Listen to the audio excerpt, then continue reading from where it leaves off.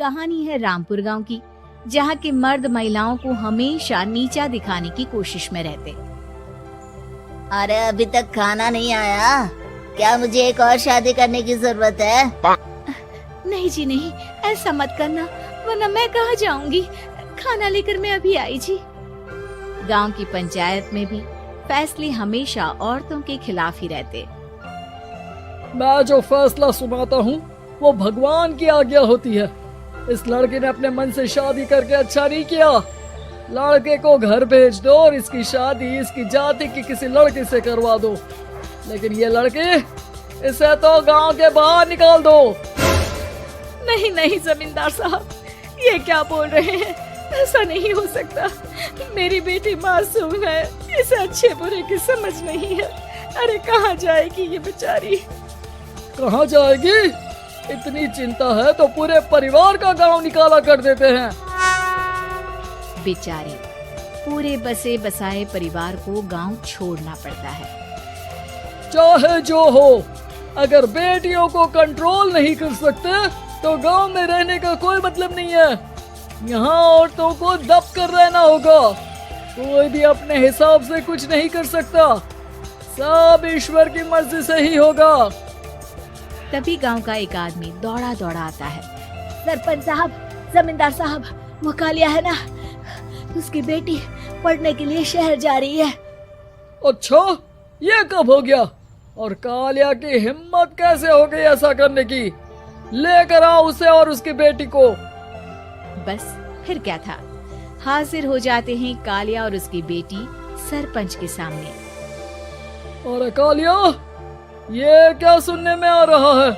बेटी को इंजीनियर बना रहा है तू?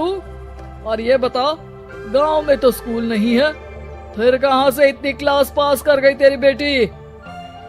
राधा, जो कि कालिया की बेटी है, उसे लगता है कि सरपंच उसकी तारीफ कर रहे हैं।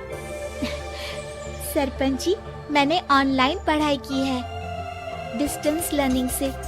सभी में मैंने अच्छे नंबर पाए हैं, जिसे देखते हुए शहर की इंजीनियरिंग कॉलेज में मुझे स्कॉलरशिप मिली है।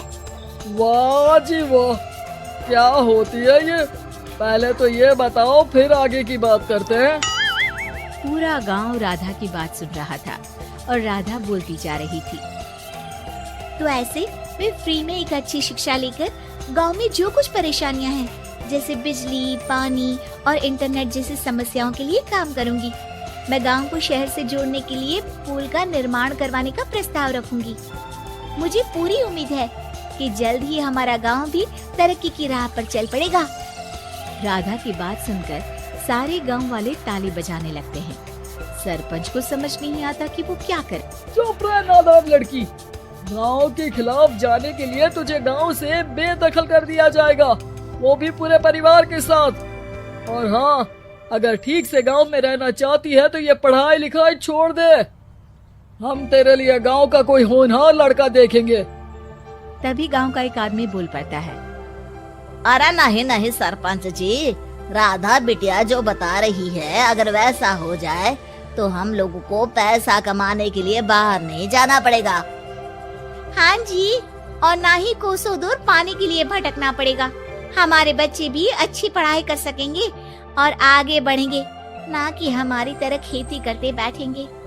क्यों गांव वालों, राधा बिटिया का साथ देना चाहिए ना।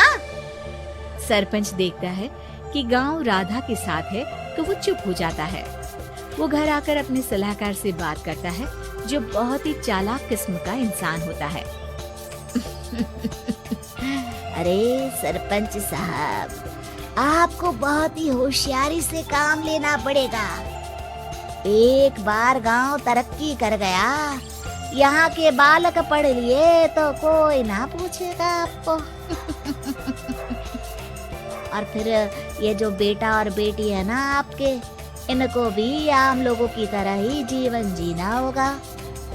हाँ, लेकिन करे तो क्या करे? वो ना आप मुझ पर छोड़ दीजिए, बस मैं जैसा बोलूं करते जाइए। अगले रोज सुबह जब गांव वाले सोकर उठते हैं तो राधा के घर के बाहर और साथ ही वो लोग जिन्होंने राधा का सपोर्ट किया था, उनके घर के आगे लाल रंग से कल आऊंगी लिखा होता है। कल आऊंगी, यह क्या होता है? अरे यह तो खून से लिखा है, लगता है कोई भूत प्रेत या चुड़ैल का साया है। चलो सरपंच जी के पास चलते हैं। सभी सरपंच के पास जाकर उसे सारी बात बताते हैं। अरे ये तो बड़ी मुश्किल की बात है। चलो मैं एक बाबा को जानता हूँ, उन्हें बुला लेता हूँ। सरपंच बाबा को लेकर गांव के घर के बाहर जाता है।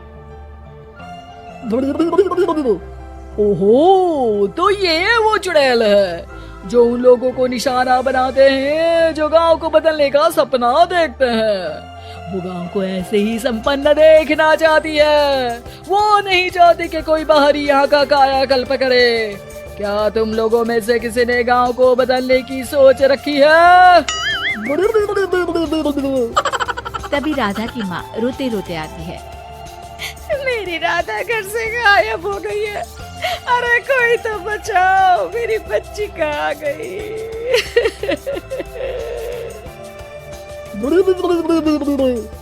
ले गई वो चुड़ैल, तेरी बच्ची को ले गई। अब वो उसे श्रापित करके छोड़ेगी, उस पर चुड़ैल का साया हो जाएगा।